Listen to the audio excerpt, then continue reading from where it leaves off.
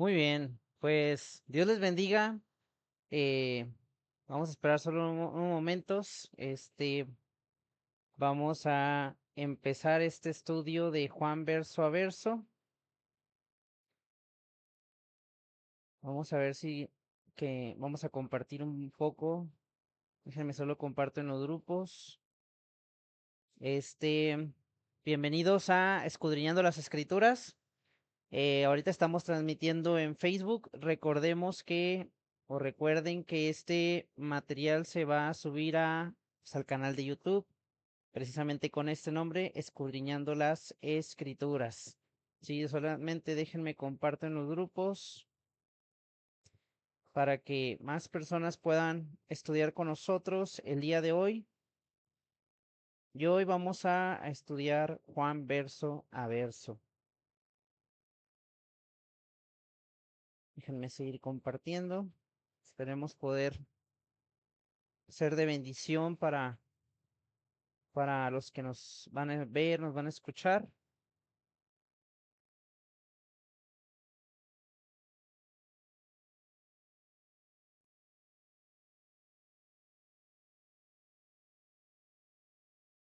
Muy bien, pues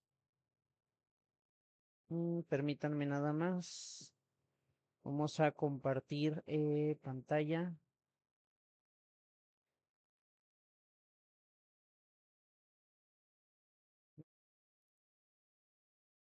Muy bien, excelente. Pues vamos a ir a Juan verso a verso. Espero que ahorita, pero ya, no se esté. Sí, espero que no se nos vaya la señal. Por ahí creo que se estaba viendo un poco mal.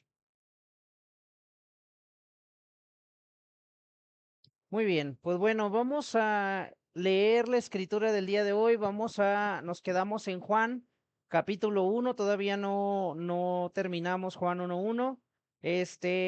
En los videos anteriores de la lista, hemos hablado acerca de Jesús, quién es el Mesías, quién es el Logos, perdón, quién es la luz del mundo.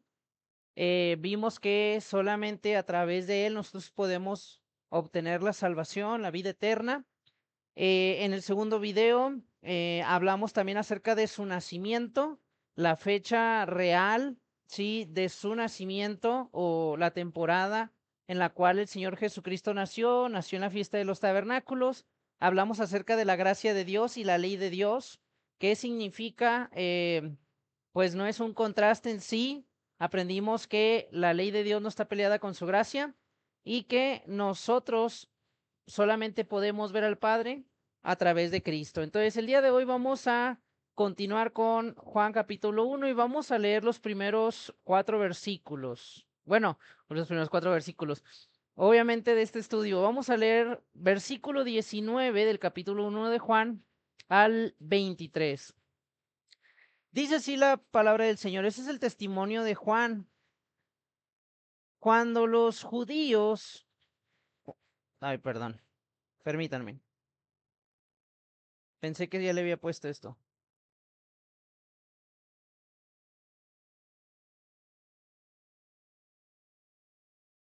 Muy bien, ahí está. Muy bien, dice, este es el testimonio de Juan. Cuando los judíos enviaron de Jerusalén sacerdotes y levitas para que le preguntasen, ¿tú quién eres? Confesó y no negó, sino confesó, yo no soy el Cristo. Y le preguntaron, ¿qué pues? ¿Eres tú Elías? Dijo, no soy. ¿Eres tú el profeta? Y respondió, no. Y le dijeron, pues ¿quién eres? Para que demos respuesta a los que nos enviaron. ¿Qué dices de ti mismo? Dijo, yo soy la voz de uno que clama en el desierto, enderezad el camino del Señor, como dijo el profeta Isaías. Vamos a hacer una oración, vamos a empezar el día de hoy pidiéndole al Señor que sea Él guiándonos para entender esta escritura que vamos a estudiar el día de hoy. Bendito Dios y buen Padre que estás en los cielos, te doy muchas gracias por tu fidelidad, tu misericordia, tu compasión. Dios, delante de ti nos presentamos porque hoy queremos, Señor, aprender tu palabra, queremos conocerte. Y yo te suplico, Señor, que nos permitas, Señor, conocerte aún más. Yo te pido, Señor Todopoderoso, que nos abras el entendimiento, nos des gracia, nos des sabiduría para poder, Dios, entender lo que vamos a aprender el día de hoy. Ayúdanos, Dios, a poder ser edificados y quita todo aquello de nosotros que no te agrade. En el nombre de Jesús. Amén y amén. Muy bien, bueno, antes que hablarte de quién era Juan el Bautista, para entrar en contexto tenemos que entender qué pasó antes de los hechos de los evangelios. Antes de que naciera el Señor Jesucristo, o Yeshua como muchos lo conocen, ¿sí? Tenemos que hablar acerca del periodo intertestamentario. Son los 400 años de silencio en los cuales Dios no habló. Incluso referencias del Talmud judío hablan que el Espíritu Santo se apartó de Israel y Dios no habló por medio de un profeta, por medio de un líder espiritual. Entonces, después de Malaquías ya no se presentó ningún profeta. De hecho, Malaquías, en nuestro canon occidental, Malaquías es el último libro del Antiguo Testamento. En el Antiguo Testamento, el último libro es Segunda de Crónicas, en el Antiguo Testamento hebreo, conocido como Tanaj. Después de los eventos de Malaquías, que se dan aproximadamente en el año 410 por ahí, ya no se levantó nadie que hablara por medio del Espíritu de Dios. Entonces, en este tiempo, en los tiempos de Malaquías, Israel estaba sometido bajo el yugo de los medo-persas. Pero aproximadamente en el año 330, Alejandro Magno conquista todo lo que es Medio Oriente y Alejandro Magno murió joven. Después de que muere, cuatro reinos se levantan del reino griego y uno de ellos fue el reino de Antíoco de Epifanes o el reino Seleucida. Este reino se levantó y obviamente se levantó contra Ptolomeo de Egipto, que era otro de los cuatro imperios, ¿verdad? Que había griegos, conquista Egipto y también conquista lo que es Judá. Entre el 167 al 164, los Seleucidas, y guiados por Antíoco de Epifanes, entraron a saquear Jerusalén, contaminaron el templo, sacrificaron al animal más inmundo, que es el cerdo, en honor al dios Zeus, que por cierto era su comida. Y por 3 años y medio, Antíoco de Epifanes persiguió al pueblo de Dios. De hecho, algunos judíos se volvieron helenos, revertían la circuncisión, dejaban de practicar Shabbat, dejaban de practicar las fiestas bíblicas, ¿sí? Dejaron a Dios, dejaron el pacto de Dios y se hicieron helenos. Pero había un grupo llamado los Macabeos, quienes fueron aquellos que libertaron a Judá de toda esa cautividad seleucida. En el año 164 recuperan Judá y tiempo después de esto, pues obviamente hacen lo que es la fiesta de la dedicación, recuperan el templo, quitan todas las abominaciones que Antíoco había dejado. Con el paso del tiempo, ya los romanos, después de Grecia, Roma ocupa Judá, Jerusalén, y pues se levanta lo que es el rey Herodes, trata de congraciarse con los judíos. Bueno, ahora, en este tiempo, por todos estos saqueos que Judá había enfrentado desde, no solo desde los medopersas, sino desde Babilonia, ahí estaba la esperanza de la venida del Mesías.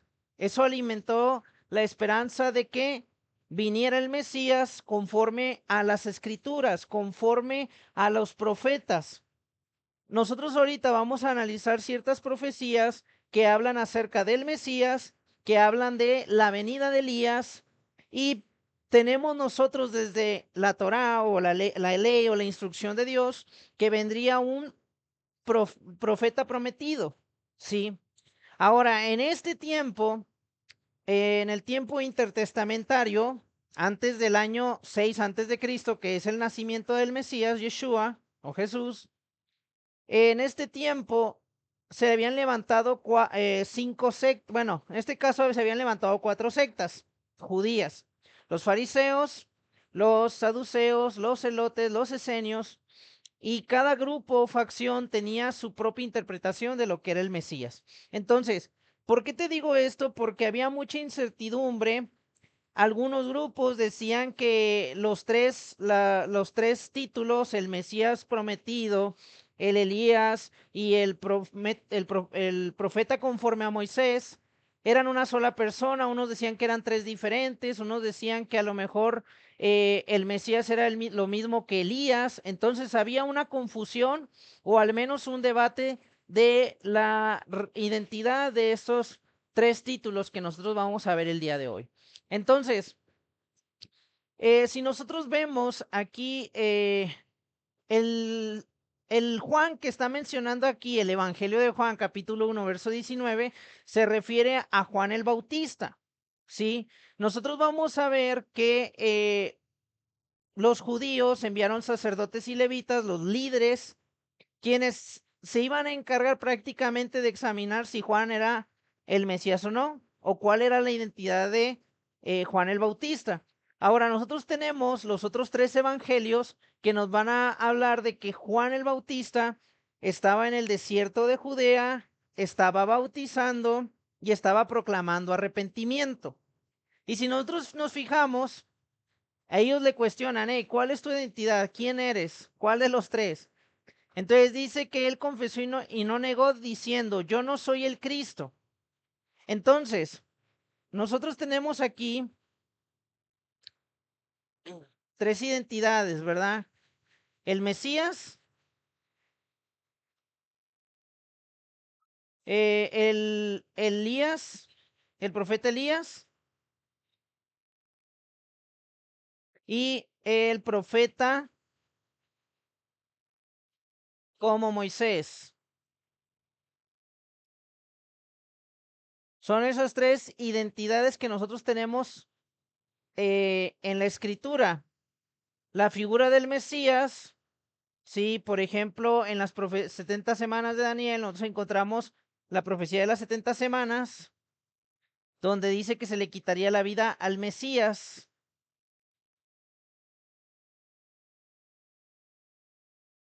Vamos a Bible Gateway, voy a abrir otra pestañita.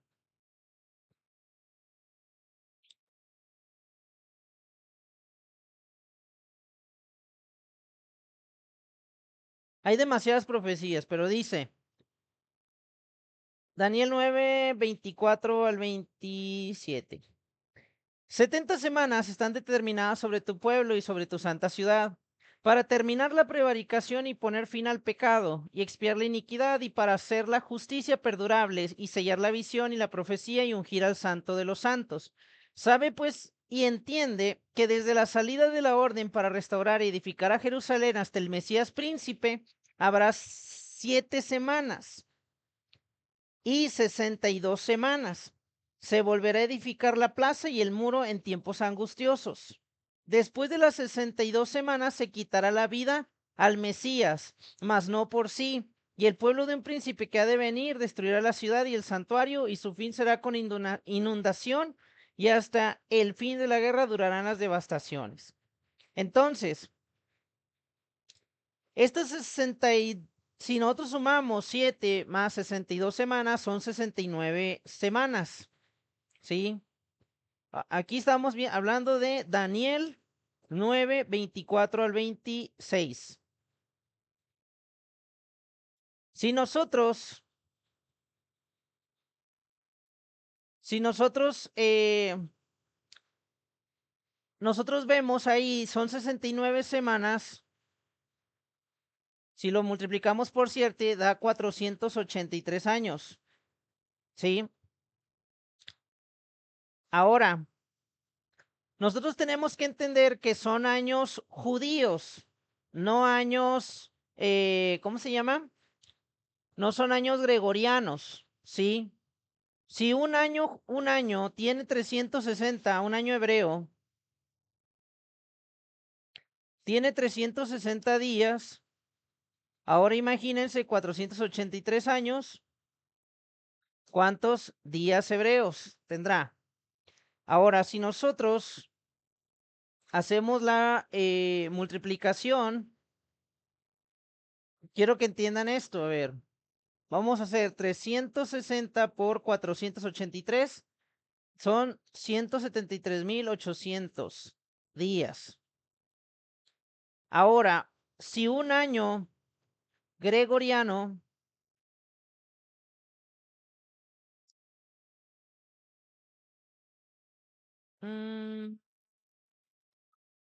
si un año gregoriano tiene 365 días, estos días, 173,880 días, ¿cuántos años va a tener?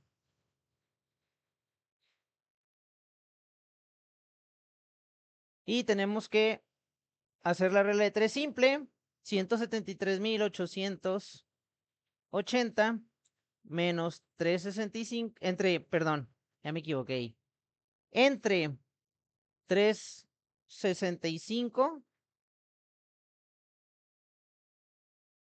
son 476 años, ¿sí?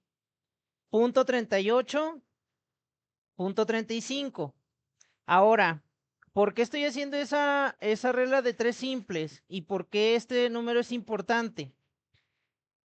Nosotros tenemos que ir a lo que decía el pasaje de Daniel, ¿sí?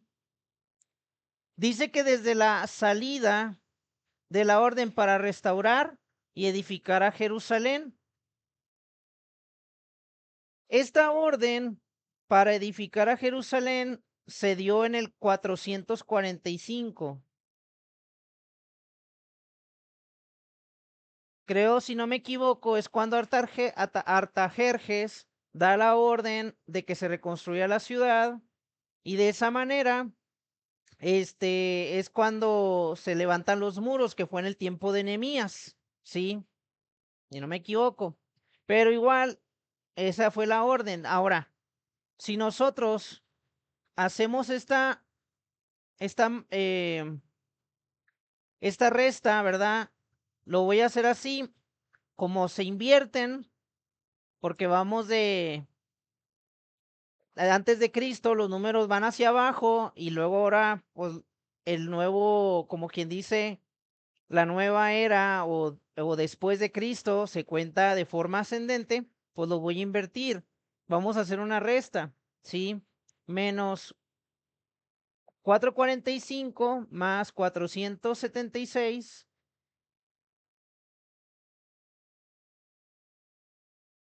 es igual a 31, ¿sí? Ahora, se le tiene que restar un 1 porque el año 0 no existe. Entonces, si nosotros nos fijamos, esto sería el año 30 después de Cristo. Dice que después de las 72 semanas se le quitará la vida al Mesías. El Mesías murió un miércoles 14 de Nisan del año 30 después de Cristo. ¿Sí? Yo ahorita no vi mis notas, pero el 14 de Nisan fue un 3 de abril del año 30 cuando el Señor Jesucristo murió crucificado. ¿Sí? Por si quieren agregar ese dato. Entonces, ¿quién era el Mesías? El Señor Jesucristo. ¿Sí? ¿Quién es el Mesías? El Señor Jesucristo, el Señor Yeshua. Él es el Mesías. ¿Sí? Ahora,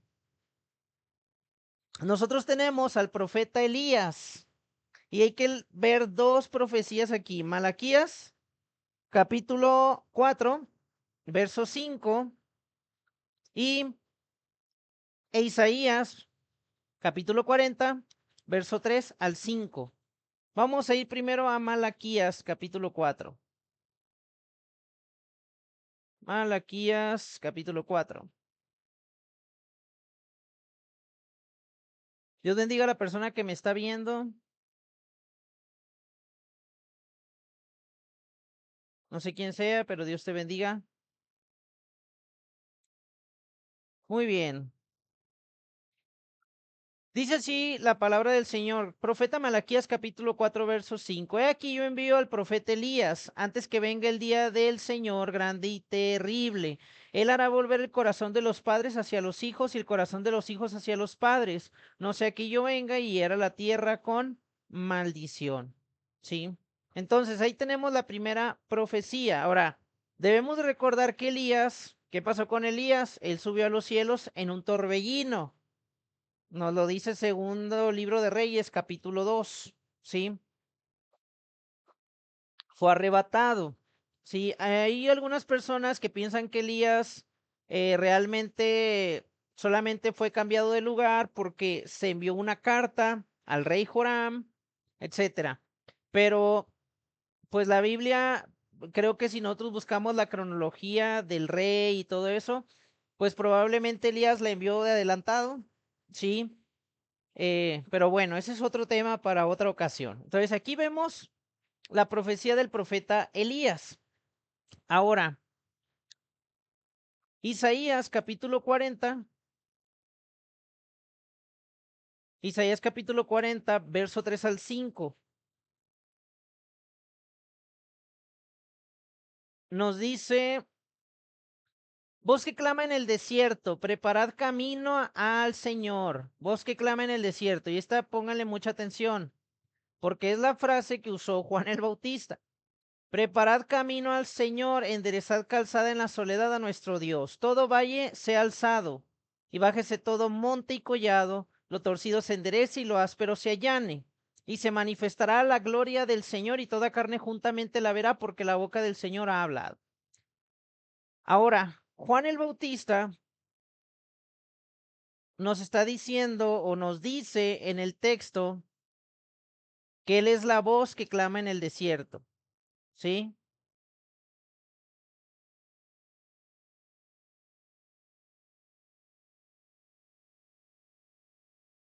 También nos habla de un llamado. Aquí nos habla, por ejemplo, la profecía de que prepara el camino al Señor. Y luego, ¿cómo lo va a preparar? Es un llamado a la justicia. ¿Por qué es un llamado a la justicia? Porque fíjense lo que dice la, eh, la escritura. Vamos a poner algo aquí. Eh, Miren, si ustedes se fijan, vamos a poner esta línea aquí.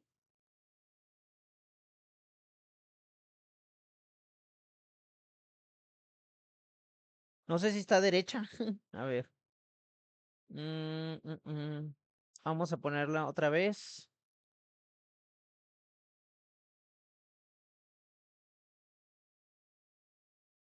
Creo que ahí está derecha. Bueno, si ustedes se fijan, dice que bájese todo monte.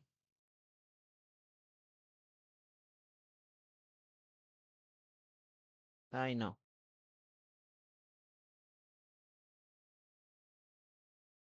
A ver, vamos a ver, vamos a usar estas formas, a ver si me dejan.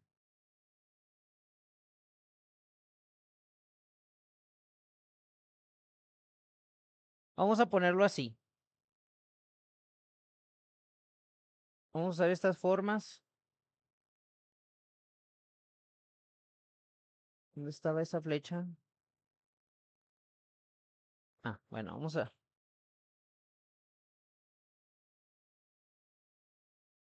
Oh, mira, muy bien. Sí me sirvió el Word. Ja. Y necesitamos algo que represente lo torcido. Ah, mira, está muy bien.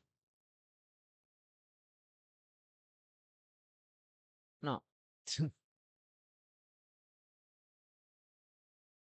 Permítame, vamos a hacer otra forma, vamos a hacer otra forma. Mm,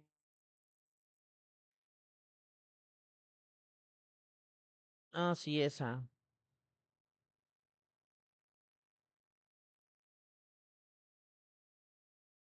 Dice que lo torcido, ¿verdad? Vamos a imaginar que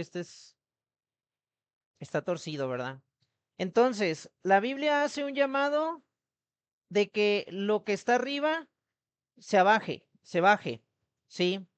¿Qué representa los montes, los que están en eminencia? Las personas que tienen a lo mejor un rango social alto. Los montes representan, ¿sí? A las personas, como dije, tal vez en una buena posición económica, tal vez en un rango alto, ¿sí? Entonces, el llamado es que esas personas que a lo mejor son poderosas y se sienten soberbias, te tienen que bajar, te tienen que humillar. Ahora, los valles que representan lo que está en lo inferior, aquellas personas que a lo mejor no están en una buena posición económica, personas que están marginadas o que a lo mejor no tienen un valor. ¿Cuál es el llamado? Hey, súbete. Y luego tenemos lo torcido. Esto más o menos lo representa ahí. ¿Qué es lo torcido? En la cultura hebrea es todo lo que está moralmente mal. Sí, es aquello que no está bien. Entonces, esta línea, ¿qué representa? Dios está haciendo un llamado a la justicia. La palabra justicia, sí, es sadik. Y la justicia significa caminar derecho. Dikaio es justicia en griego y significa caminar derecho, andar recto, moralmente. Que no hagas trampas, que no hagas injusticia. Dios es un Dios de justicia y nos hace un llamado a caminar derecho, ¿sí? Ahora, aquí nosotros vemos a Juan el Bautista y Elías. Ahora, aquí muchos han acusado a Jesús de mentir, del Señor Yeshua, Señor Jesucristo, porque él sí afirma que Juan el Bautista es Elías, ¿sí? Ahora, cuando el Señor hace este comentario de que Juan el Bautista es Elías, no está diciendo que sea literalmente Elías. Miren, por ejemplo, vamos a Mateo capítulo 17. Ahora, por cierto, cuando uno camina en justicia, dice, y se manifestará la gloria del Señor y toda carne juntamente la verá porque la boca del Señor ha hablado. ¿Quién es la gloria de Dios? Yeshua, lo vimos en el video pasado. Yeshua es la gloria de Dios, ¿sí? Ahora, por eso Juan el Bautista está preparando el camino. Vamos a leer Mateo, vamos a ir rápidamente. Mateo capítulo 17. Verso 12 dice, mas os digo que Elías ya vino y no le conocieron, sino que hicieron con él todo lo que quisieron. Así también el Hijo del Hombre padecerá de ellos. Entonces los discípulos comprendieron que les había hablado de Juan el Bautista. Ahora, Juan el Bautista dice que no es Elías. ¿Por qué? Porque no es Elías literalmente. A lo que se refería el Señor es que Él viene en el poder de Elías. Él viene en la cuestión del espíritu que había en Elías. ¿Sí? Y ahora aquí tenemos una imagen comparativa. Fue lo más que me pudo dar la IA, ¿verdad? El chat GPT. Entonces, ¿cuáles son las semejanzas de Elías con Juan el Bautista? Pues primero que nada, él predicaba Elías, pues obviamente la vestimenta era algo similar, ¿sí? Dice la escritura que vestía pelo de cabra y un cinturón de cuero, ¿sí? Esto lo podemos ver, sí, en la historia de Elías, ¿sí? Elías vestía eh, con pelo de cabra, ¿sí? Vamos a leer Segunda de Reyes, capítulo 2.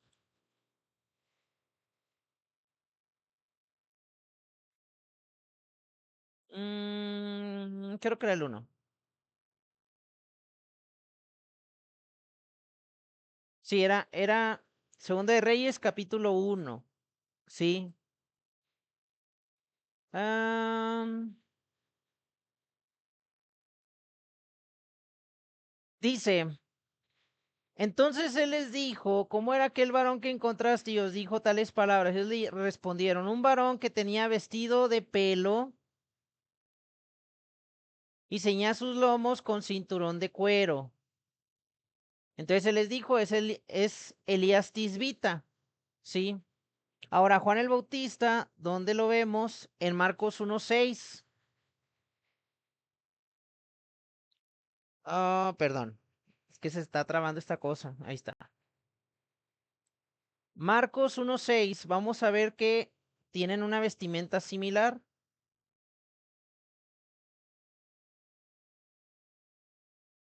Y Juan estaba camello y tenía un cinto de cuero alrededor de sus lomos y comía langostas y miel silvestre.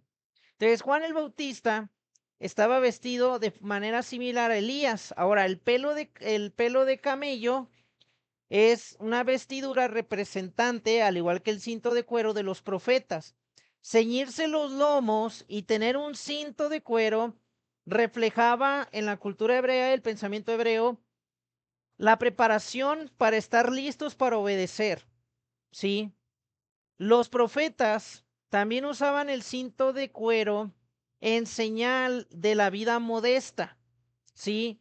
Los profetas pasaban, bueno, Dios los sustentaba, porque podemos ver a Elías, que fue sustentado 3 años, ¿sí? Por Dios. Primero Dios lo guía al arroyo de Querid, le manda árabes, porque de hecho, eso es la verdad sobre los cuervos de Elías. Los cuervos no eran cuervos porque los cuervos son animales inmundos.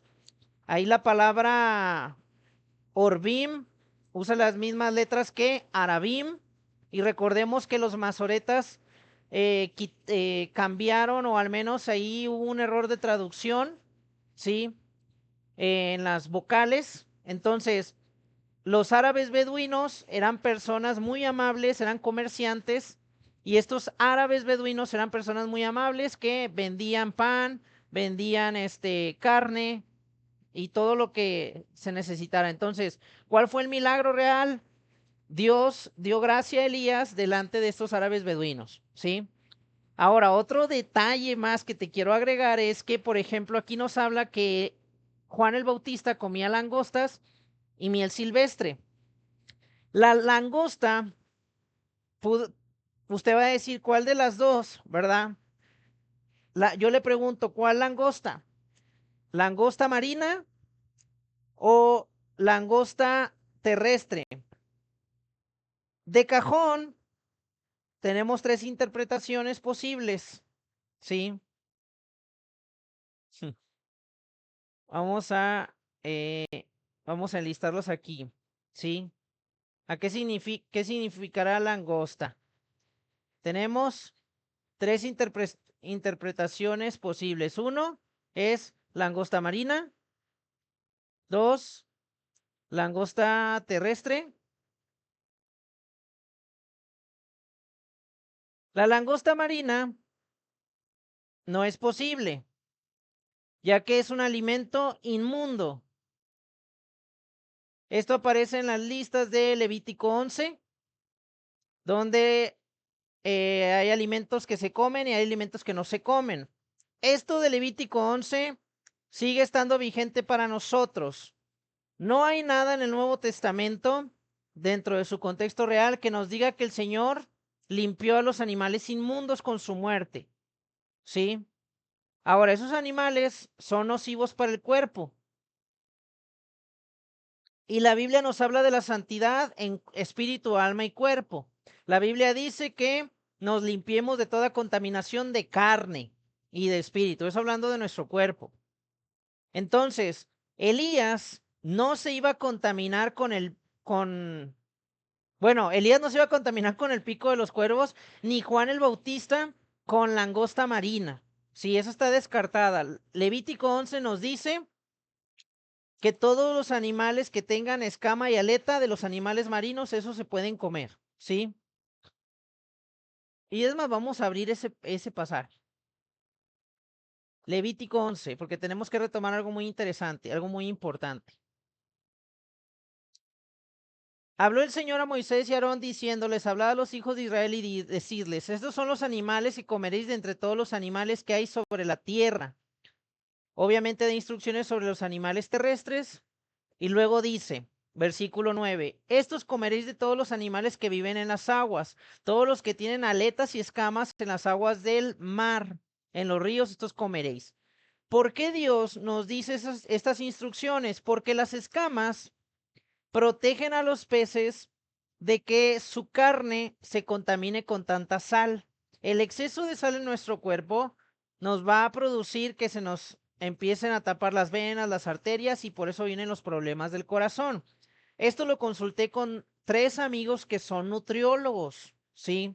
Entonces, no le estoy diciendo algo que me saqué de la manga, ¿sí? Sino es información que usted puede ir a preguntarle a los nutriólogos, ¿sí?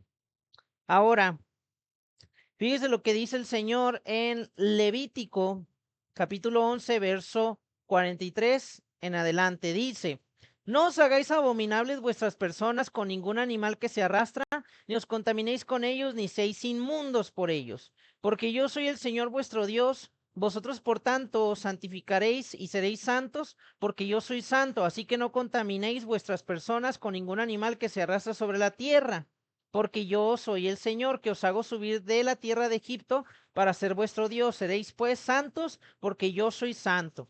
Levítico 11 sigue vigente porque en las cartas de Pedro, Pedro lo cita, ¿sí? Cita, sed santos porque yo soy santo. Está citando Levítico 11. Si la ley de Dios no estuviera vigente, pues Pedro no lo hubiera citado. Pero como sí lo citó, estás citando todo Levítico 11. Ahora, recuerda que anteriormente no había capítulos ni versículos, solamente aparecía el rollo. Entonces, por eso los profetas, digo, por eso los discípulos no citaban directamente a los profetas con números, versículos y capítulos, sino citaban el rollo, ¿sí?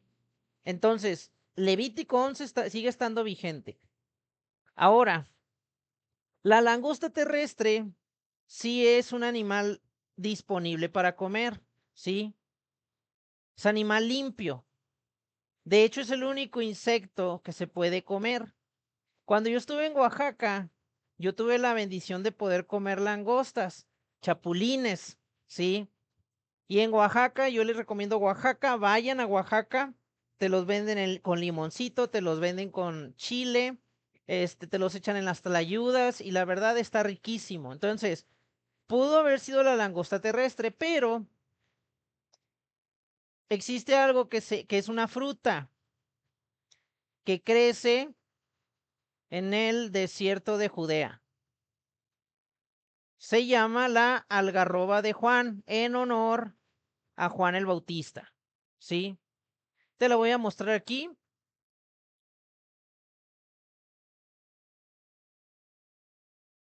Algarroba de Juan o langostino.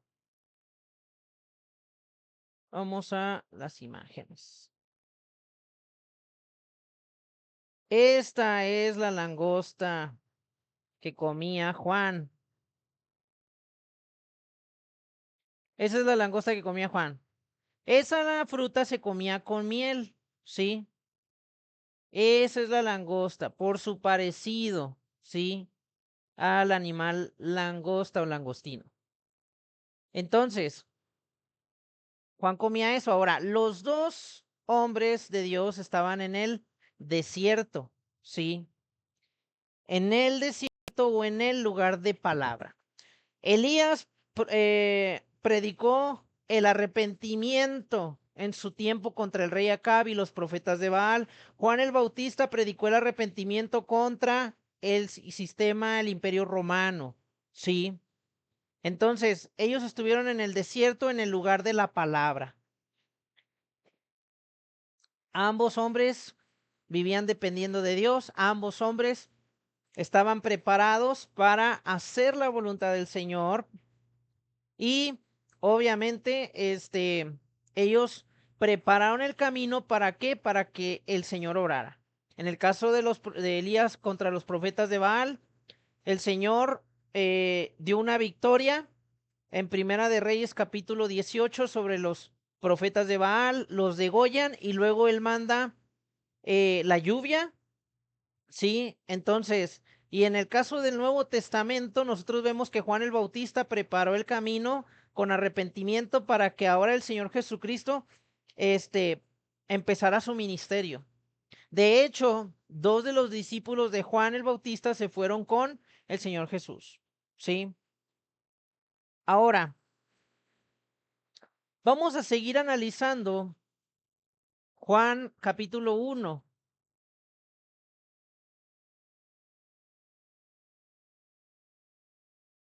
Entonces, sí quedó claro que Juan el Bautista no era literalmente Elías, pero sí venía con el espíritu y el poder de Elías. Por cierto, estoy recordando que falta el profeta como Moisés. Pero el profeta como Moisés, sabemos que es Cristo, el Señor Jesús, Señor Yeshua. El Señor Yeshua es el profeta prometido como Moisés.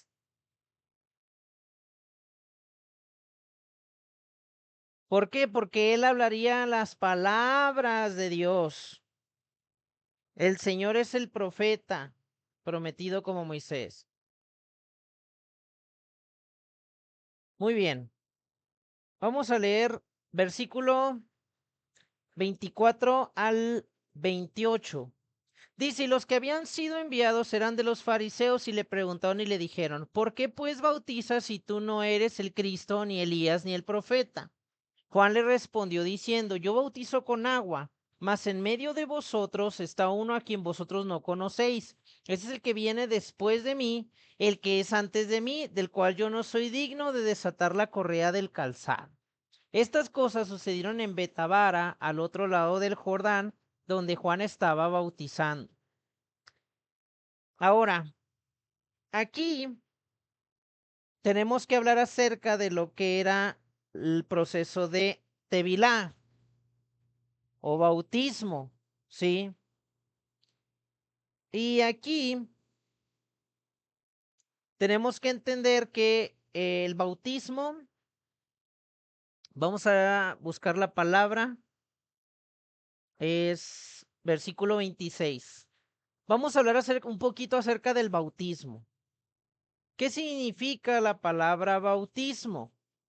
Cuando yo estaba en la iglesia católica, viví mucho tiempo engañado, pensando que el bautismo era echar agüita en la cabeza. Pero bautizar es una palabra griega que significa baptizo, significa sumergir, ¿sí? Aquí está, baptizo. Significa bautismo, lavar, estar abrumado, es decir, completamente mojado. Y la raíz es bapto. Bapto, arrollar, inundar, es decir, cubrir completamente con un fluido. En el Nuevo Testamento solo en un sentido especial y calificado, es decir, mojar una parte de una persona, por implicación manchar, como con tintura, teñir, mojar, bañar. Entonces, bautismo significa completamente mojado, completamente sumergido en agua. Sí, eso es lo que significa bautismo.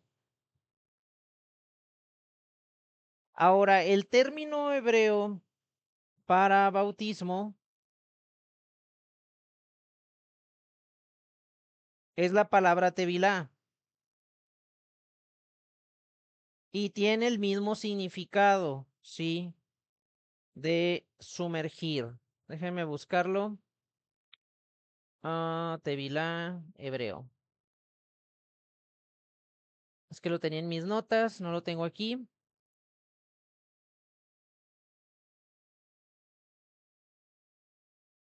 Aquí está la palabra. Bueno, para que lo tengan, ¿verdad? Si en hebreo quieren decir sumergir, es tevilá. Viene de la palabra tabal y también significa sumergir en agua, ¿sí? ¿De dónde viene el bautismo? El bautismo no es una idea nueva en el Nuevo Testamento, ¿sí? Nosotros ya sabemos que de cajón había ciertas ceremonias de purificación en la Escritura. Por ejemplo, cuando un leproso era limpiado, tenía que hacer una ablución ceremonial como parte de su proceso de purificación, y obviamente comenzaba una nueva vida al ser limpiado, al ser purificado. Los sacerdotes también se lavaban para servir en el templo, ¿sí? Ya en el tiempo también de Jesús, comúnmente, bueno, ya desde antes, los sacerdotes en el tiempo de la fiesta de los tabernáculos se sumergían en el estanque de Siloé para fungir en las fiestas y sobre todo en la fiesta de tabernáculos, ¿sí? Entonces, estos grupos de los fariseos, saduceos, celotes, esenios, así, varios de estos grupos utilizaron el bautismo como una forma de proselitismo. Era parte del proselitismo en el caso de los fariseos. Entonces era solamente para cumplir con la membresía, como hoy en día muchas iglesias lo toman así, el bautismo como parte de la membresía, pero realmente Juan el Bautista le dio el sentido correcto.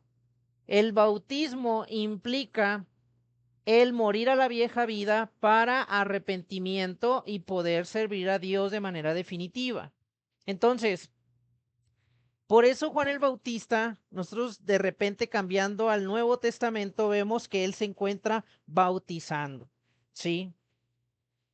Ahora, aquí nosotros vemos que nos está hablando de que él solamente está dando testimonio. Él viene a dar testimonio de alguien más poderoso que él, ¿sí?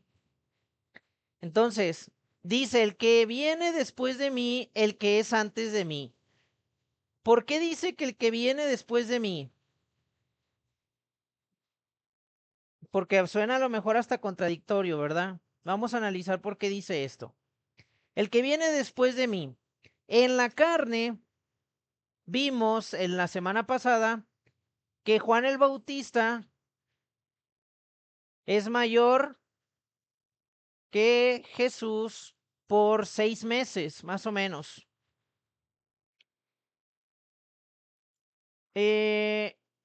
Juan el Bautista, sí, más o menos tiene como 6 meses a lo que estábamos viendo. Dios les bendiga, hermana Elisa Martínez, bendiciones.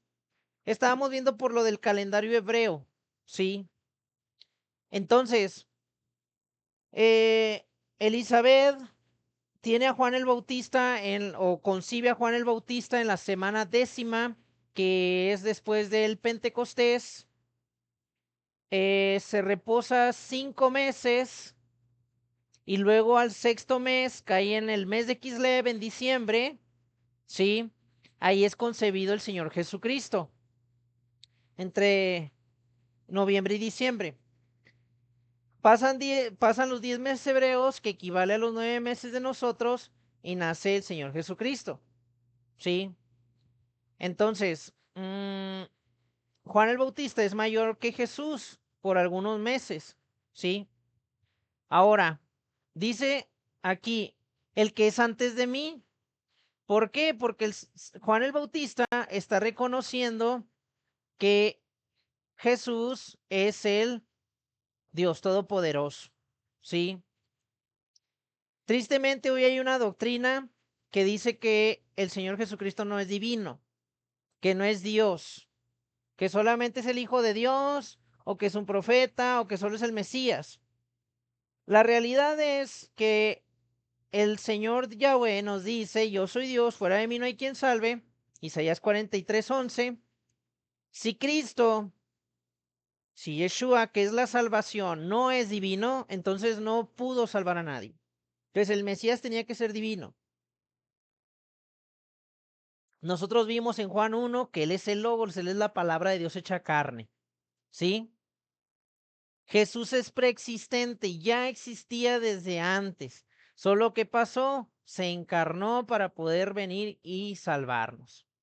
Ahora, dice que estas cosas sucedieron en Betabara, al otro lado del Jordán, donde Juan estaba bautizando. Y vamos a ver qué significa esta palabra Betabara. Va a estar muy interesante. De cajón, si no me equivoco, esta palabra está mal traducida.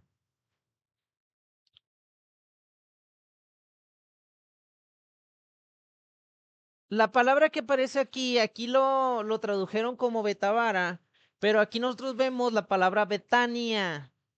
Betania, sí, es Beitania, es una transliteración. Aquí está en arameo, pero Betania significa del arameo casa de dátiles. Pero Betania también significa casa de aflicción, ¿sí? Realmente eso es lo que significa Betania, casa de aflicción.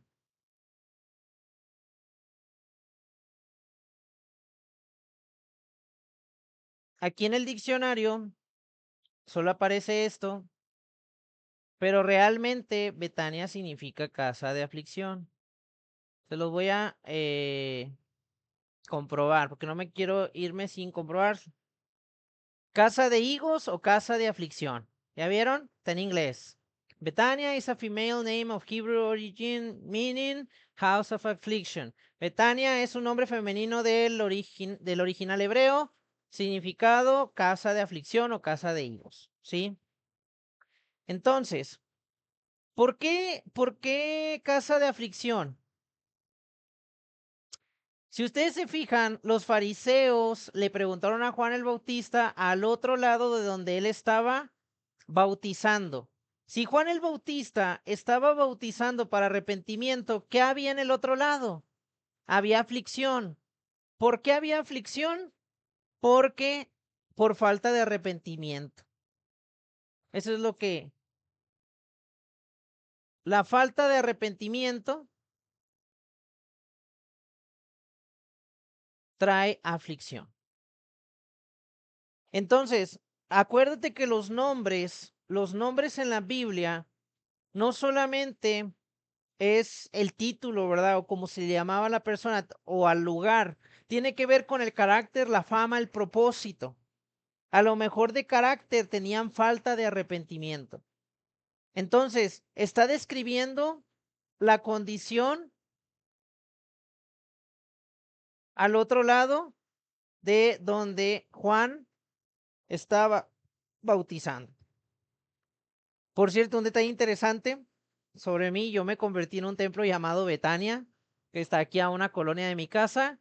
Un saludo a la pastora Blanquita. Gracias a Dios que en Cristo los nombres se cambian, ¿verdad?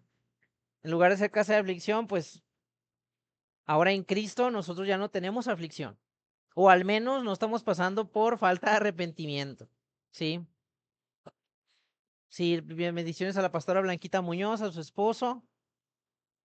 Y bueno, y créame que eso fue hace casi 16 años que acepté a Jesucristo como Señor y Salvador. Muy bien. Y vamos a leer versículo 29 al 34.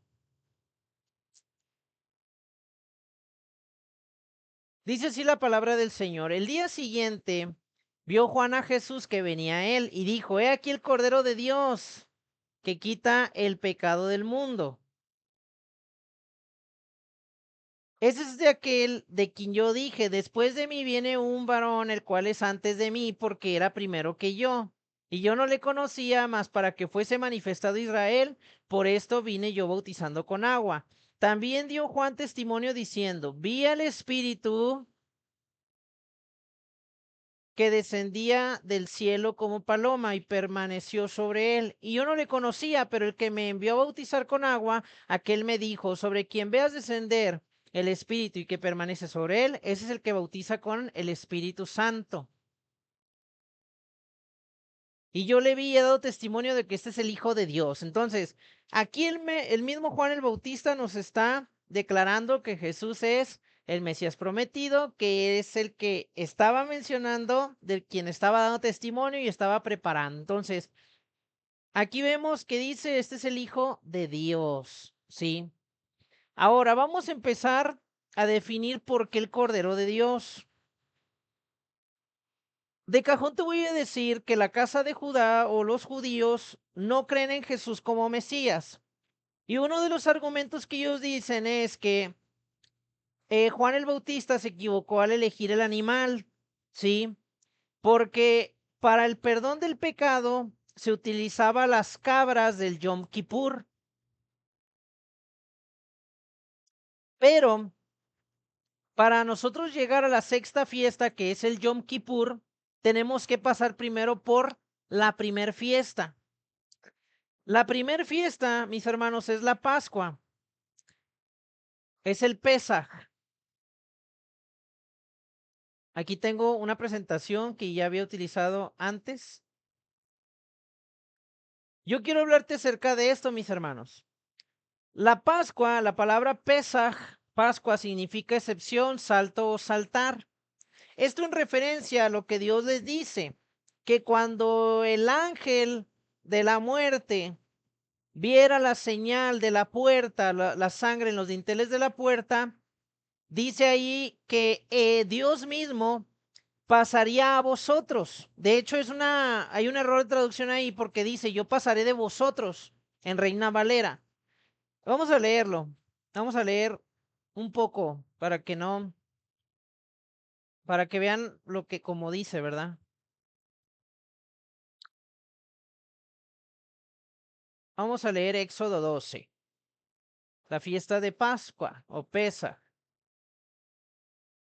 Dice, hablad a toda la congregación de Israel diciendo, en el 10 de este mes, tómese cada uno un cordero. Y cheque el 10. Cada uno un cordero, según las familias de los padres. Un cordero por familia. Mas si la familia fuere tan pequeña que no baste para comer el cordero, entonces él y su vecino inmediato a su casa tomarán uno según el número de las personas, conforme el comer de cada hombre. Haréis la cuenta sobre el cordero. El animal será sin defecto. Macho de un año lo tomaréis de las ovejas o de las cabras, y lo guardaréis hasta el día 14 de este mes, y lo inmolará toda la congregación del pueblo de Israel entre las 2 tardes.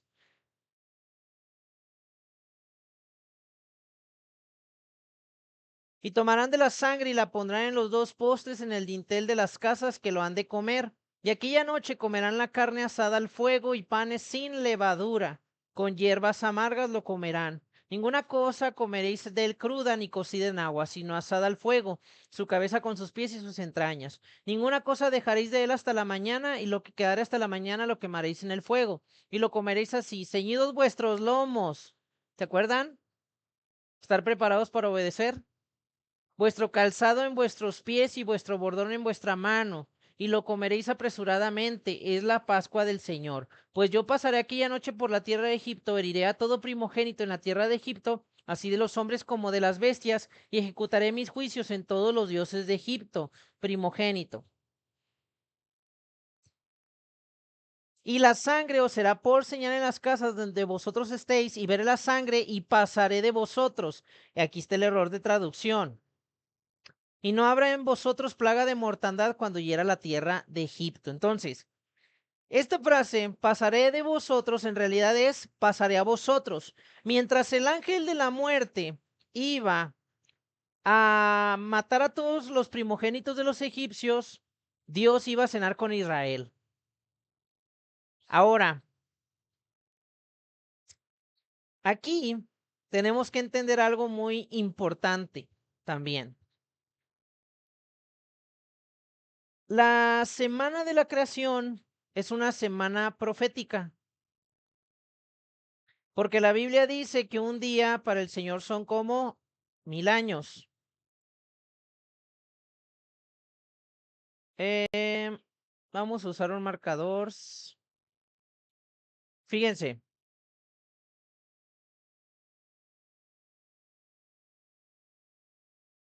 ahí están todas chuecas las líneas.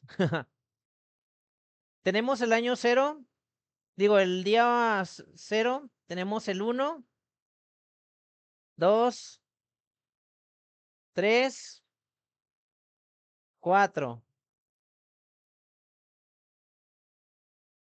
Tenemos que alargar la línea.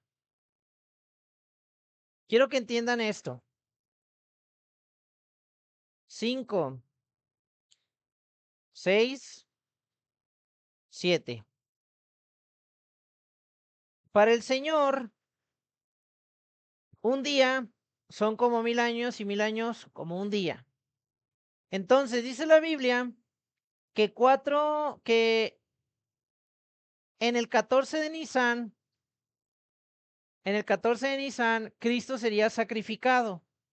¿Sí? Vamos a ponerlo aquí. Si ustedes se fijan, 4 días antes, en el día décimo, sería elegido el Cordero.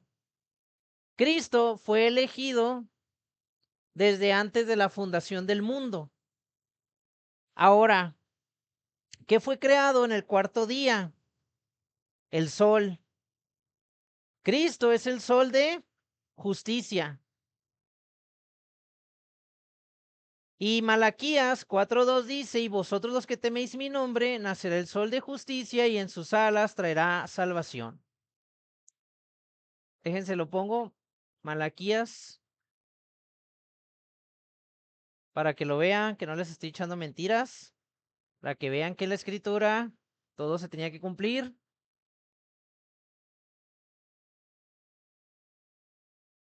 Por cierto, la palabra alas, canaf, también se traduce como manto. ¿Por qué la mujer de flujo de sangre quería tocar el manto de Jesús? Porque ya sabía que el Señor Jesucristo tenía el poder. Ahora, el cordero tenía que ser sin defecto. Cristo no pecó ni hubo engaño en su boca. Cristo murió entre las 2 tardes. ¿Cuáles son las 2 tardes? Entre las 2 tardes, porque las 2 tardes eran las 6 de la tarde y el mediodía. Cristo murió a las 3 de la tarde, conforme al mandamiento. Esas eran las 2 tardes, ¿sí? Ahora, fíjense el primogénito.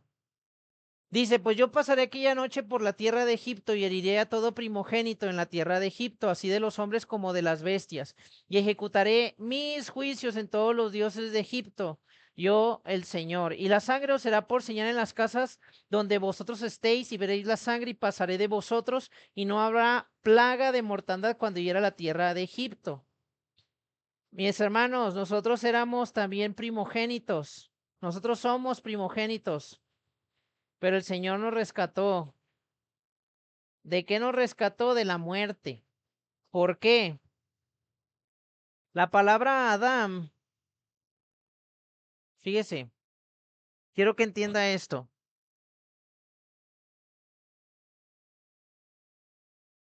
¿Dónde está Adán?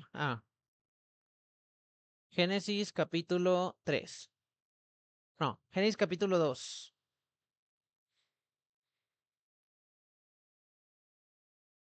Quiero que entienda esto, mi hermano. ¿Qué significa la palabra Adán? Adán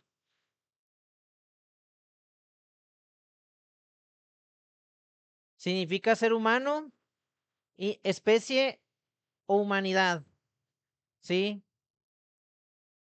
Eso es lo que significa Adán. Hombre, humanidad. Pablo en Primera de Corintios 15 nos dice que el primer Adán es terrenal. ¿Quién es el primer Adán? El hombre o la humanidad. Pero el segundo Adán, el segundo es celestial. ¿Quién es? El Señor Jesucristo. Y la sangre era señal. Si usted y yo no tenemos la sangre, nosotros también merecemos muerte. Ahora, la profecía dice cuando cuando Isaac tiene a los dos gemelos, Jacob y Esaú, y que ora por ellos, que ora por los bebés, ¿verdad? Porque oró para que Rebeca pudiera concebir y concibe. Dice que el Señor le dice que dos naciones había en el vientre de Rebeca. Y luego dice, pero el mayor servirá al menor. Si nosotros estudiamos la historia bíblica, Esaú jamás sirvió a Jacob. Entonces, ¿de qué estaba hablando? Precisamente de nosotros. Nosotros siendo el mayor, servimos al menor. Nosotros somos el mayor, nosotros somos el primogénito, pero nosotros servimos al primogénito de entre los muertos, a Cristo. ¿Sí? Entonces, era una señal la sangre del cordero para salvarlos de la muerte. Nosotros también necesitamos la señal, mi hermano. Ahora, fíjate lo que significa Pesaj, Pascua, excepción, salto, saltar. Si yo te pongo estos pictogramas, bueno, Pesaj, los pictogramas son una cerca, una espina y una boca. Pero los significados es la espina protege del filo. ¿Cuál filo, mi hermano? Fíjese lo que dice Apocalipsis 1:16. Vamos a usar este. Apocalipsis 1:16.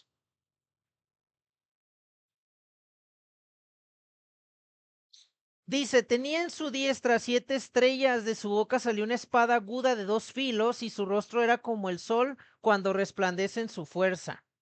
Vamos a Apocalipsis 19.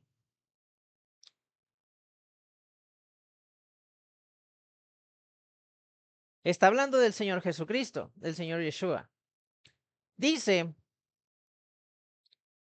estaba vestido de una ropa teñida en sangre y su nombre es el Verbo de Dios. Y los ejércitos celestiales, vestidos de lino finísimo, blanco y limpio, le seguían en caballos blancos. De su boca sale una espada aguda para herir con ella a las naciones, y él la regirá con vara de hierro, y él pisa el lagar del vino del furor y de la ira del Dios Todopoderoso.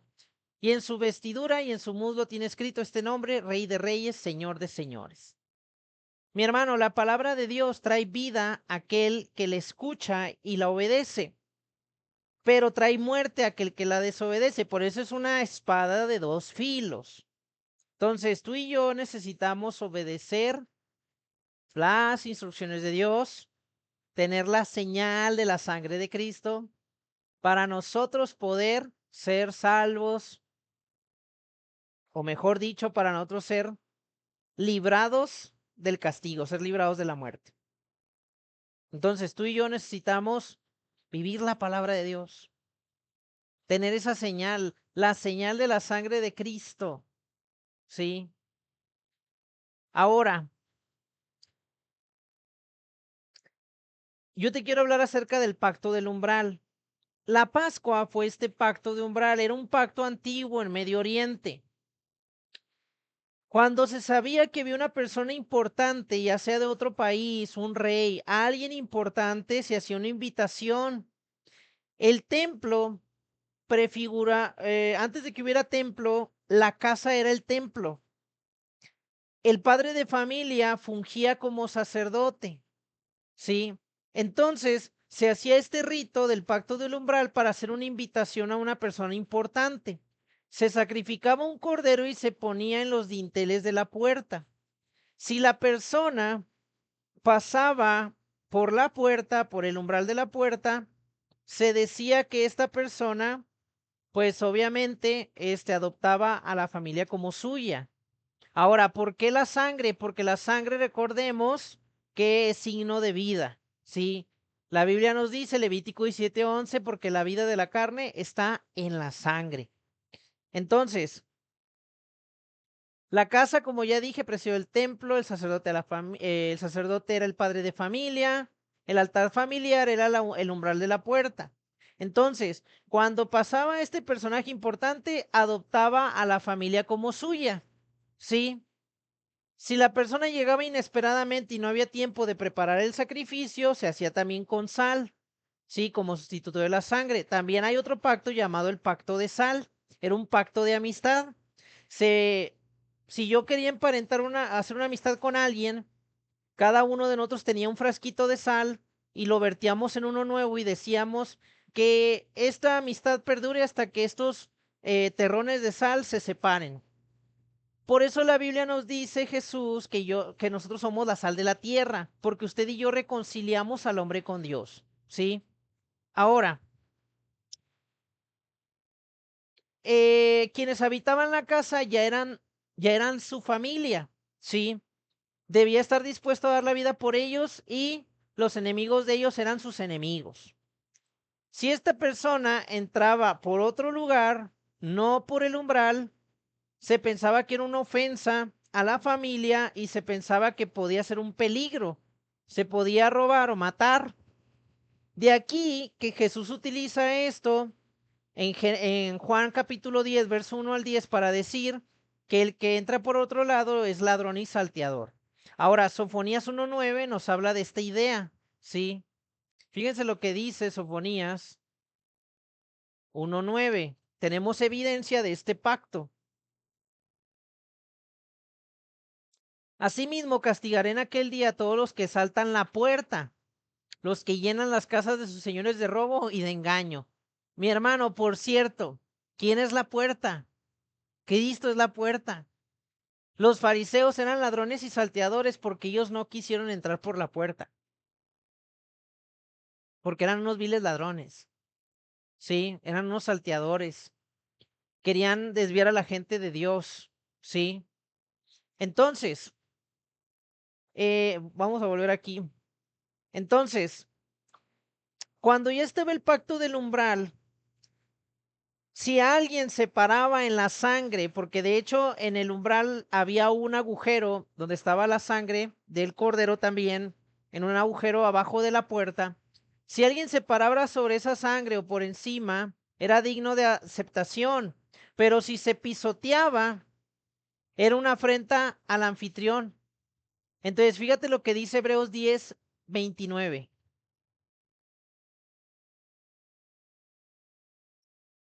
Para aquellos que dicen que ya no hay que guardar la ley, que porque estamos en la gracia, pues fíjense lo que dice la Biblia. Porque si pecaremos voluntariamente después de haber recibido el conocimiento de la verdad, ya no queda más sacrificio por los pecados, sino una horrenda expectación de juicio y de hervor de fuego que ha de devorar a los adversarios. El que viola la ley de Moisés por el testimonio de 2 o 3 testigos muere irremisiblemente. ¿Cuánto mayor castigo pensáis que merecerá el que pisoteare al Hijo de Dios y tuviere por inmunda la sangre del pacto en la cual fue santificado e hiciera afrenta al Espíritu de gracia?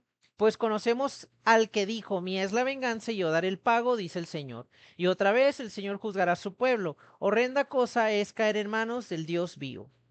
Cuando tú ya conociste al Señor Jesucristo, se supone que tú ya debiste haber arrepentido. Cuando tú estás practicando el pecado, cuando Dios te habla sobre un pecado en específico, te confronta una vez y otra vez y otra vez, y tú no quieres hacer caso, lo que tú estás haciendo es darle un buen zapateado a la sangre de Cristo. ¿Por qué? Porque pecado es violar la ley de Dios. Más que ley de Moisés, es la ley de Dios. Dios en Antiguo y Nuevo Testamento es la misma ley. La gracia nunca ha sido una licencia para pecar, como ya lo vimos en el video pasado, y por lo tanto tú y yo no podemos darnos la libertad de pecar porque ya supuestamente ya estamos en Cristo. Eso es mentira, mi hermano. No podemos vivir eso sería hipocresía. Entonces, al tú y yo estar practicando el pecado, estamos violando el pacto. ¿Por qué? Porque la Biblia nos dice que Cristo es nuestra Pascua. Entonces, tú y yo no podemos vivir como si no conociéramos del Señor. Entonces, el Cordero, mi hermano, establecía el pacto. Esa era la función del Cordero. ¿Sí? El Cordero de Dios, Cristo, estableció el pacto.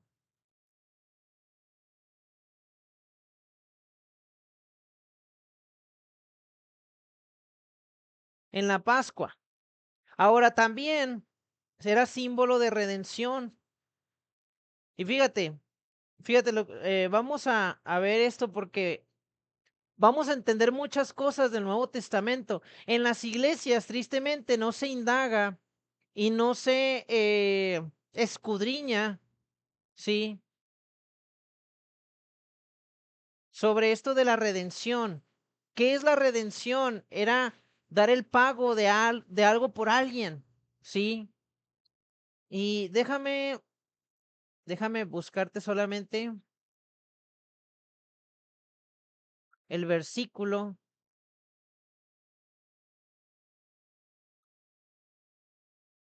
Fíjense, vamos a, vamos a Éxodo 34. Vamos a entender una historia del Nuevo Testamento. Éxodo 34. Dice, hablando de los primogénitos, versículo 19, porque estábamos hablando de los primogénitos. Dice, todo primer nacido mío es, y de tu ganado, todo primogénito de vaca u oveja que sea macho, todo primer nacido. Y luego dice, pero redimirás con cordero al primogénito del asno, con cordero al primogénito del asno. Y si no lo redimieres, quebrarás su cerviz.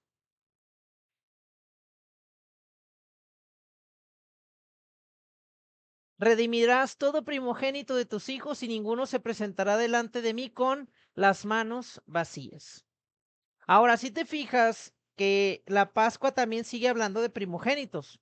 Tú y yo éramos el primogénito. La redención se hacía con un cordero, pero fíjate también que tú y yo somos asnos.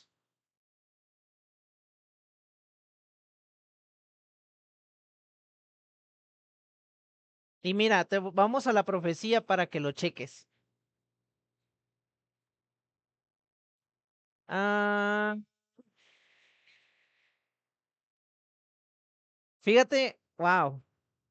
Yo la verdad estoy emocionado porque fue cuando tú ves estas cosas, te quedas asombrado de todo lo que Dios hace. Sí. Vamos a leer la profecía de Oseas. ¿Quién es el asno? Efraín. Vamos a leer Oseas capítulo 8, verso 9. Ah, perdón. Sí, vamos a leer 8:8 al 9. Fíjate lo que dice la profecía sobre Efraín.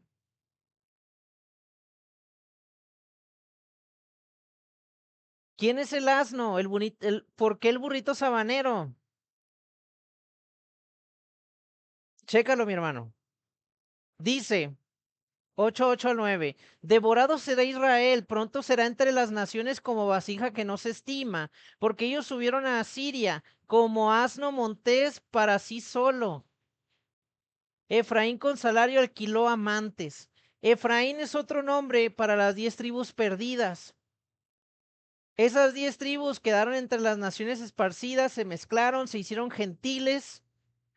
Esas tribus poblaron Europa y luego los europeos en 1492 van, descubren América y van y se vienen a mezclar con todos los nativos. Entonces, toda la sangre de Israel se vino a mezclar acá. Entonces, usted y yo, mi hermano, no somos de la casa de Judá, usted y yo somos de la casa de Efraín. Entonces, el burrito sabanero de la mal llamada entrada triunfal de Cristo nos representa a nosotros. Y sabe, el asno es el único animal inmundo que se redimía con un cordero. ¿Qué llevaba el burrito sabanero o a quién llevaba? Al cordero de Dios que quita el pecado del mundo. Llevaba a quien lo iba a redimir.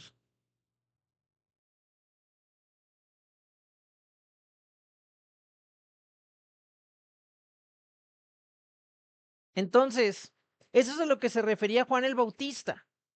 ¿Y por qué digo todas estas cosas, mi hermano? Porque la casa de Judá ha tratado de desprestigiar a Cristo como el Mesías, pero no ha visto todas estas cosas que en la Escritura vienen. En la Escritura ya estaba profetizado que el Señor nos redimiría, sí, que Él es el Cordero de Dios que quita el pecado del mundo, sí. Entonces, eso es lo que debemos de entender. ¿Por qué Jesús es el Cordero de Dios que quita el pecado del mundo? Ahora, Juan el Bautista ya les está diciendo que el Espíritu Santo le mostró a él, le reveló al Mesías. ¿Por qué tenía que venir el Espíritu Santo? Porque ya estaba profetizado en Isaías 11. Vamos a leer Isaías 11:2, donde nos dice la Escritura que Jesús, que el Mesías sería lleno del Espíritu Santo. Fíjese lo que dice. Saldrá una vara del tronco de Isaí y un vástago, un etzer, retoñará de sus raíces y reposará sobre él el Espíritu del Señor, el Espíritu de sabiduría y de inteligencia, Espíritu de consejo y de poder, Espíritu de conocimiento y Espíritu del temor de Jehová.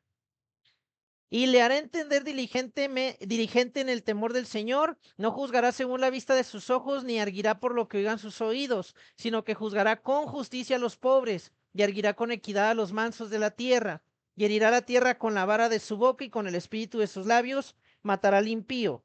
Y será la justicia cinto de sus lomos, y la fidelidad ceñidor de su cintura.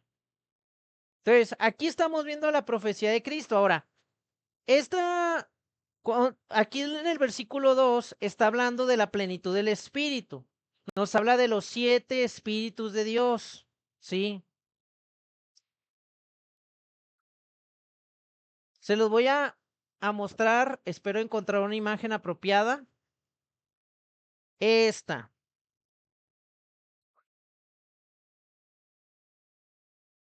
Esta, este dibujito es un dibujo de la menorá, del candelabro de oro. En Zacarías hay una profecía del candelabro de oro, el candelabro, la menorá, la lámpara de Israel, de los 7 brazos, representa los 7 espíritus de Dios.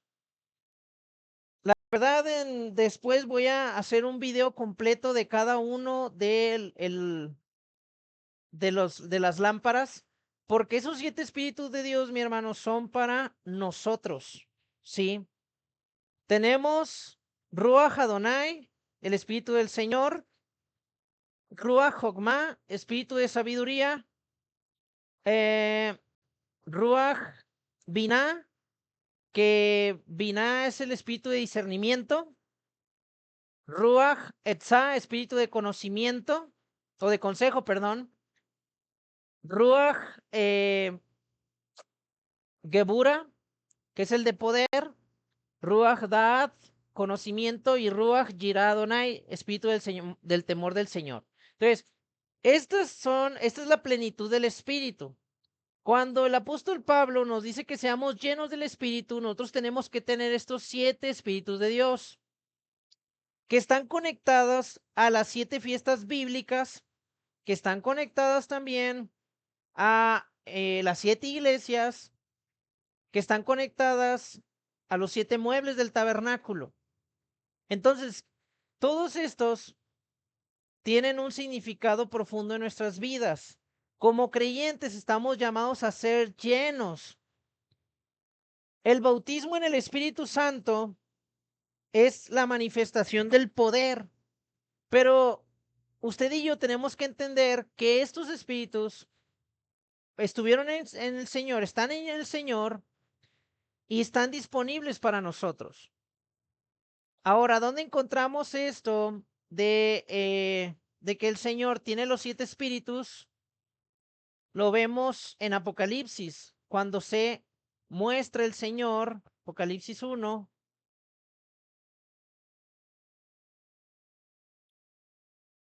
Después voy a hacer un video de cada una de las lámparas porque la verdad, pues hay mucho que sacar de los componentes del tabernáculo. Yo les decía la semana pasada que el tabernáculo, o no me acuerdo si fue en un video, no me acuerdo en cuál lista, creo que sí fue en el video pasado, de Juan verso a verso, sino en alguno de los de la lista. Entren a YouTube, escudriñando las escrituras, en mi canal, y ahí te voy a hablar, te hablaba que el tabernáculo es un mapa a la presencia de Dios. Creo que fue en el misterio de David y Goliat. No recuerdo, ya han sido varias que estuve haciendo, pero en sí tenemos que entender que el tabernáculo es el mapa a la presencia de Dios. Entonces, el Espíritu Santo llenó al Señor Jesucristo de estos 7 espíritus. La palabra Mesías o Cristo significa ungido. El Señor fue ungido con el Espíritu Santo. Dice, y me volví para ver la voz que hablaba conmigo y vuelto, vi 7 candeleros de oro.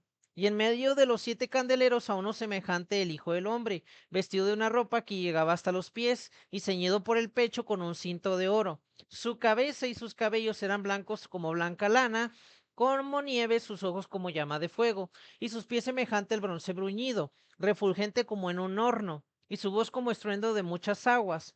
Tenía en su diestra 7 estrellas, y de su boca salió una espada aguda de 2 filos, y su rostro era como el sol cuando resplandece en su fuerza. Cuando le vi, caí como muerto a sus pies, y él puso su diestra sobre mí, diciéndome, no temas, yo soy el primero y el último, el que vivo y estuve muerto, mas he aquí que vivo por los siglos de los siglos. Amén. Y tengo las llaves de la muerte y el Hades. Escribe las cosas que has visto, y las cosas que son, y las que han de ser después de estas. El misterio de las 7 estrellas que has visto en mi diestra y de los 7 candeleros de oro, las 7 estrellas son los ángeles de las 7 iglesias, y los 7 candeleros que has visto son las 7 iglesias. Entonces, nosotros vemos ahí a los 7 espíritus de Dios, ¿sí? En esta figura de Apocalipsis.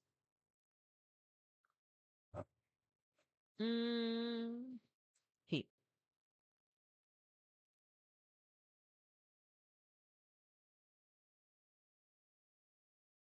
muy bien. Ahora, ¿dónde nos quedamos? Bueno, ahora creo que ya estamos a punto de terminar. Vamos a jugar uno. Entonces, el Espíritu Santo dio testimonio de que Jesús realmente era el Hijo de Dios, de que Él era el Mesías prometido. Ahora, ¿por qué Hijo de Dios? Porque esa es una figura profética en Daniel sobre la visión perdón, la frase Hijo de Dios es una figura davídica, porque así se le llamaría al descendiente que gobernaría para siempre, ¿sí? Fíjese lo que dice Segunda de Samuel, capítulo 7, verso 14. O vámonos desde el 12.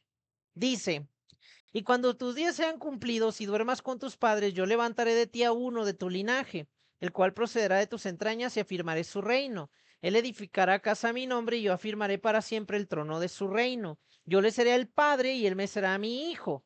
Y si él hiciere mal, yo le castigaré con vara de hombres y con azotes de hijos de hombres. Pero mi misericordia no se apartará de él como la parte de Saúl, la cual quité delante de ti. Y será firmada tu casa y tu reino para siempre delante de tu rostro, y tu trono será estable eternamente. Ahora, el Señor Jesucristo es descendiente de David, su reino no va a parar nunca. Él es el Rey de Reyes. Un día Él va a gobernar, un día Él va a venir, todo ojo le verá. Entonces, Él es el Hijo de Dios. El título Hijo de Dios no quiere decir que fue creado, que Dios lo concibió con una mujer, no. Es un título real. Él es el rey de Israel, Él es el Mesías prometido, Él es el profeta, ¿sí? Entonces, tú y yo tenemos que seguir la voz de este profeta. Así como Juan el Bautista, tú y yo también tenemos que dar testimonio de que Él es el Hijo de Dios. Entonces, hermano, hermana, que me estás escuchando, que estás viendo este video, yo te digo, tú y yo también tenemos que ser como Juan el Bautista. Vamos a arreglar esto. Tú y yo tenemos que ser como Juan el Bautista. Tenemos que dar testimonio de quién es Cristo a aquellos que no lo conocen. Así que, ¿qué te parece si hacemos una oración para terminar este estudio? Te invito antes de terminar, por favor, comparte el video. Si te gustó, si aprendiste algo nuevo, compártelo por favor en tus redes sociales. Me ayudarías mucho con tus likes, me ayudarías mucho suscribiéndote al canal Escudriñando las Escrituras y la verdad que pudiéramos seguir aprendiendo. Vamos a orar, vamos a pedirle al Señor que nos use, así como Juan el Bautista, que podamos dar testimonio de Él. Padre, en el nombre de Jesús, te doy muchas gracias, Señor, por tu fidelidad. Gracias, Señor, porque tú eres la señal. Tú eres el Cordero de Dios que quita el pecado del mundo. Gracias por redimirme. Gracias por libertarme de la muerte. Gracias, Señor, por ser tú mi libertad y mi salvación. Dios, te pido que así como Juan el Bautista preparó el camino, así como Elías preparó el camino para el Señor, yo también, Señor, pueda ser tu instrumento. Que cada uno de nosotros que hoy estamos aprendiendo la escritura, podamos nosotros preparar el camino para que otras personas te conozcan. Yo te pido en el nombre de Jesús, bendice a aquellos que verán en este video. Y yo te pido, cúmplase tus promesas y tu palabra. En el nombre de Jesús, recibe la gloria y la alabanza, Señor. Amén y amén. Dios les bendiga, mis hermanos. Esto ha sido todo por esta noche. Que tengan una bonita noche. Dios les bendiga y nos vemos en la próxima. Bendiciones.